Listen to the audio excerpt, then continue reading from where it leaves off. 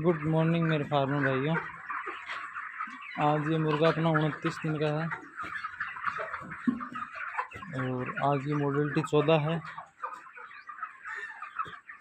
गर्मी बढ़ने की वजह से मोडलिटी होनी स्टार्ट हो गई है।